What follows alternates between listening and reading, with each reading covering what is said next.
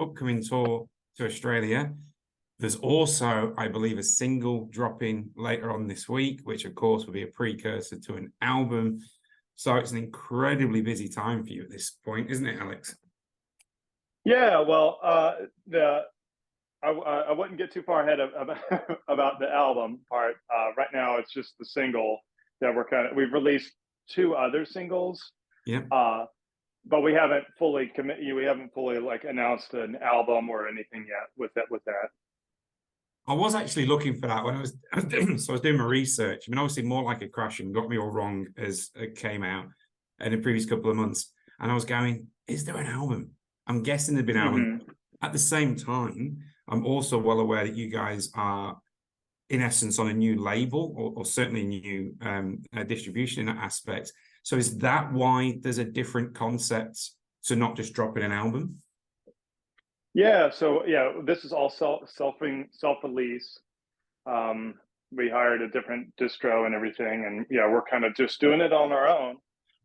And yeah, I mean, it's really just releasing. So far, we've been trying to release singles and kind of see how that goes and keep our options open. I mean, definitely not excluding the possibility that we'll package everything in the future, but we're still kind of playing that out, planning that out and playing with it, and yeah, seeing how that goes.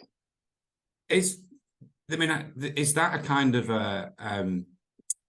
has that been thought? When I say it's been thought out, in the sense of like content seems to be king now, where it's like as long as you're dropping something every, say, 2 months, you're in the eye, rather than an album gets dropped and then kind of dissipates over the course of the next month or two. Is that part of that thinking?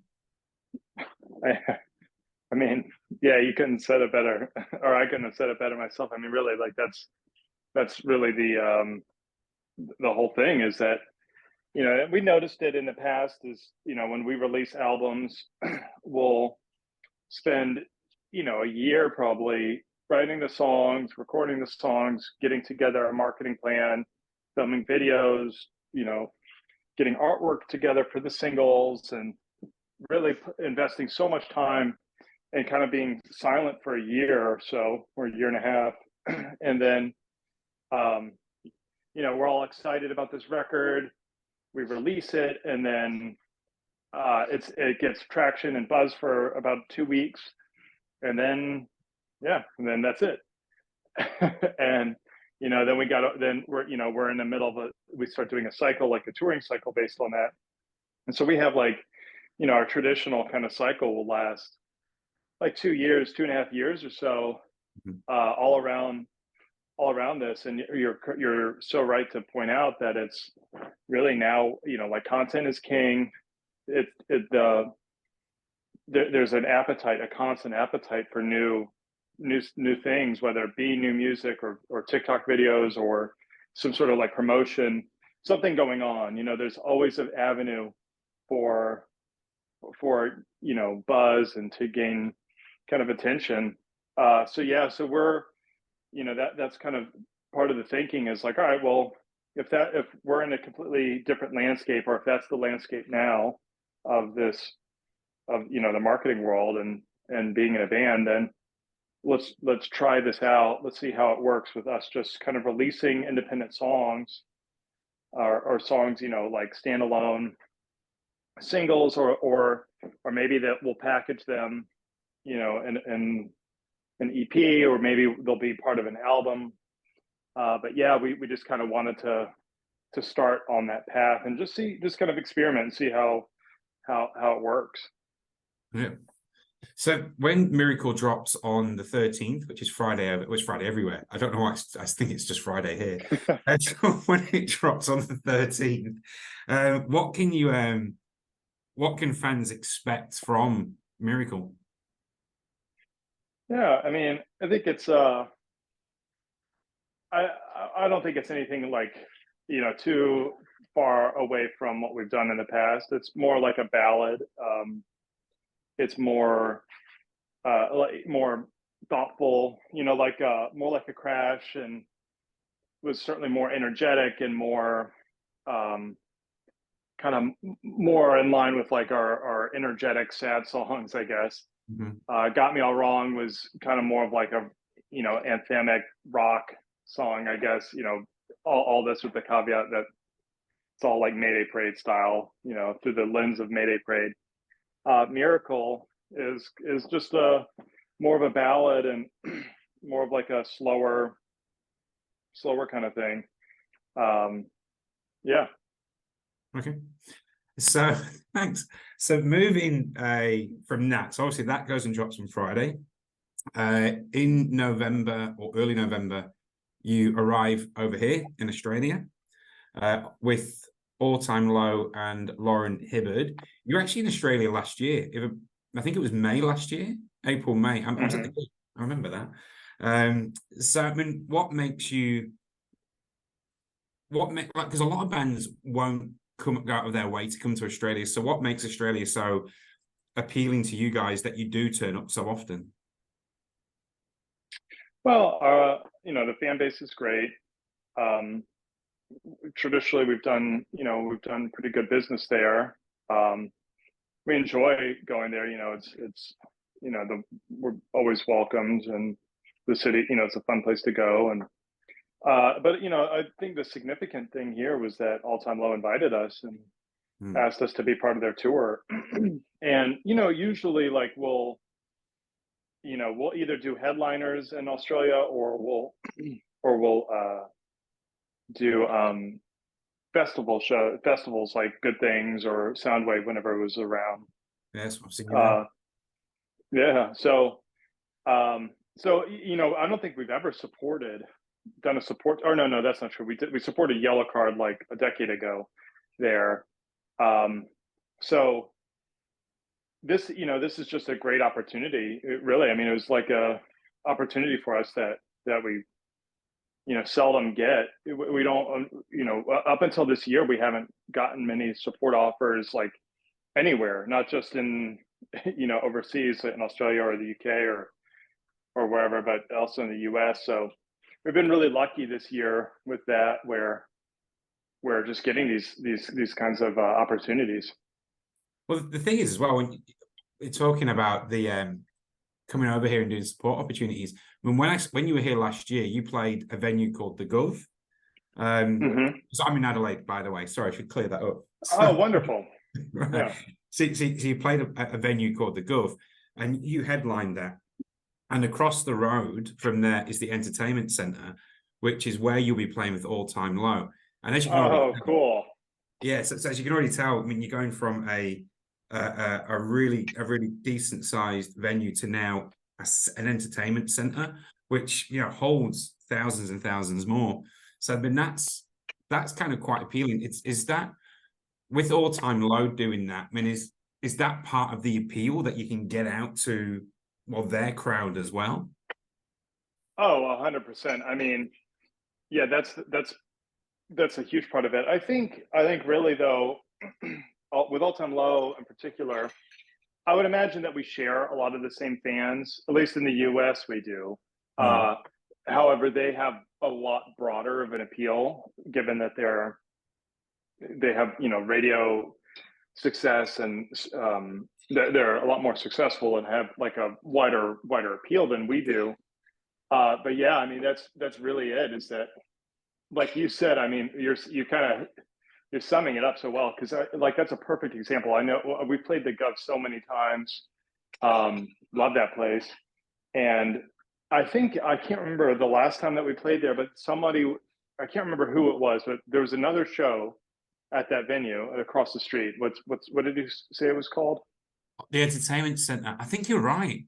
I remember that as well. Yes. I need to get the details, but I think you're right. And I remember thinking, like, damn, you know, God, like, what would it take for us to play there at the time? I swear I thought, you know, like that being a thought of like, it would be so nice to play there. And like I said, you know, traditionally or historically, we've never had those opportunities. I think when we did support in Australia with Yellow Card, I think we played the Gov with them. So or somewhere like that. Or, I get it all confused now. It's been so A lot of long, but shows you play.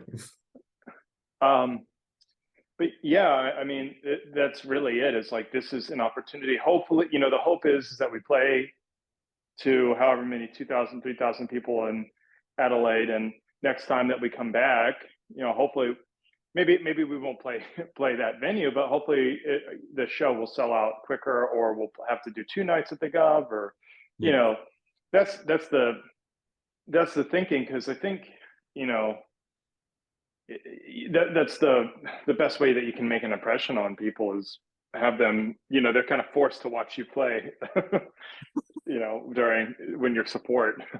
Oh, and yeah, I mean, obviously we're both music fans, and I do actually have a question about that in a moment. But I mean, I'm with you. There's the amount of times I've gone to go and review, say, a headline band, and then a support band blows me away is astronomical, and then they become my favorite band at that point. So, Sure, yeah.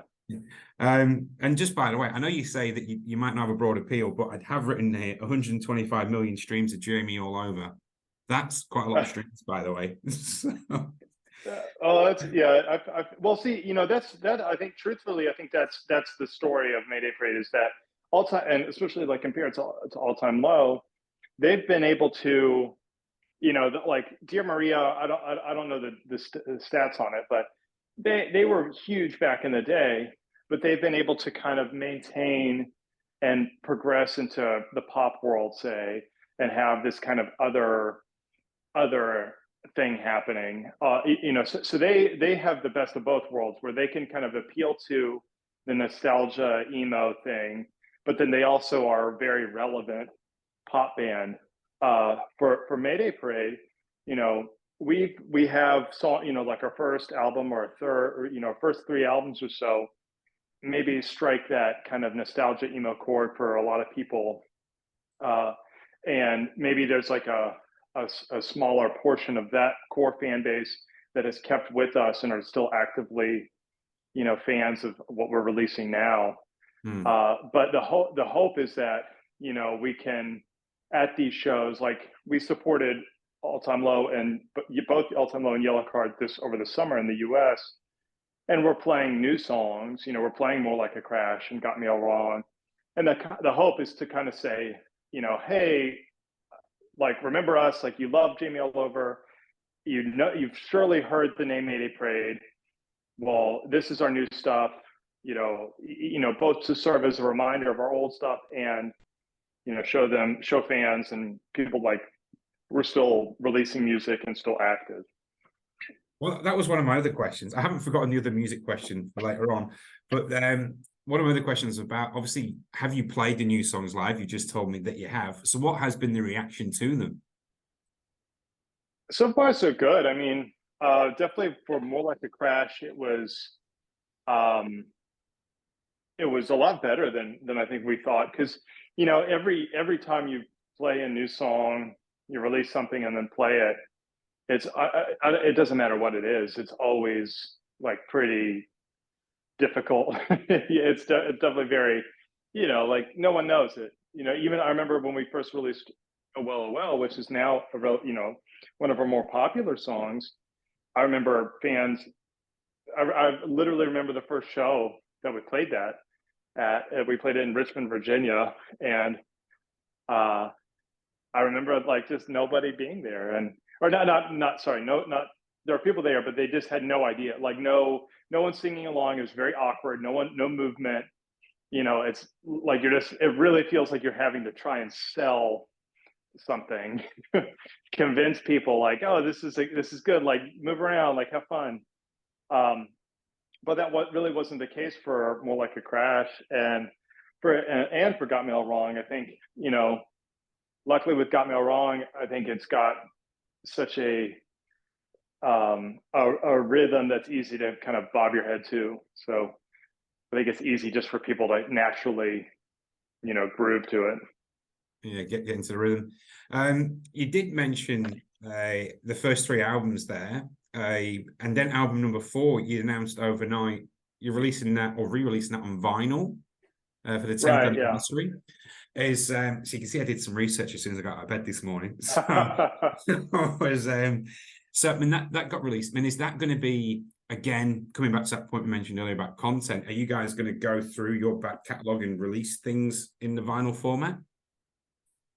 I don't know past Monsters in the Closet. I would assume so. We've been, now we're old men, and so we're we're at that age where we have 10 year, we have the special anniversaries, and yeah, I mean, I guess to answer your question, to kind of get to your point here, it really is that, like, you know, content, people, I don't know, always having a story, always having something that you're kind of releasing, and something, luckily we're always able to celebrate an anniversary, or a single release. So yeah, it's cool to feel like we have so much happening, you know. Well, you'll have 20 years coming up soon. I just want to put that out there. I know. So I'm guessing there'll be something in the works for the 20 years. I'm not going to ask because that's probably still just make you feel really old. So, the question I was going to ask earlier about the music thing is like your own influences. I've a couple of things that I've read about you personally is that you're a huge fan of British rock music, and look, I'm from the UK, so that stood out to me straight away. Do you find that your influences from the British rock music comes into your songwriting at all? Oh, yeah. I mean, for me, yeah, I think it comes out, and I used to not really think that was the case, but the more recently, I feel like it is. It's a weird thing because um, I continually try and not, I don't know how to say this, like, I hate being boxed in, and feel like for years I was like, well, I loved what I loved, and I want to expand and grow and find new music that I'm continually, interested in, and fresh is like key kind of component for creativity. But it's funny because even more recently, I'm just still, no matter what, I like love Oasis, and that it's just very difficult or like the Beatles or Led Zeppelin. Like it's hard for me to break away from that. It's hard for me just to be like, to totally forget that. And more and more, I'm like, when I write a song, or if I write something on guitar for Mayday Parade, I'm still like kind of like, oh yeah, that's what Noel Gallagher would do, I guess. Yeah, You know what I mean? So yeah. like, it still comes out, even whenever it's not like I'm like subconscious, I guess, or I'm not conscious of it. Are we going to see you on stage then with the old Jimmy Page, uh, like violin bow on your guitar? It's funny. Whenever I first started playing guitar, I got a violin bow and tried to like mess around with that. Uh, and I never could figure out how. It still makes, what amazes me, I guess, about it is how he could eat up like 5 minutes or so of Led Zeppelin set time doing doing that. I thinking about that in terms of like how we build sets, and how weird it feels on stage to like any experimental moment feels difficult to kind of navigate. I can't imagine how. I mean, I guess it's easy when you're selling out Madison Square Garden 3 nights in a row, and like you have a rapturous audience, but still, I couldn't imagine doing that.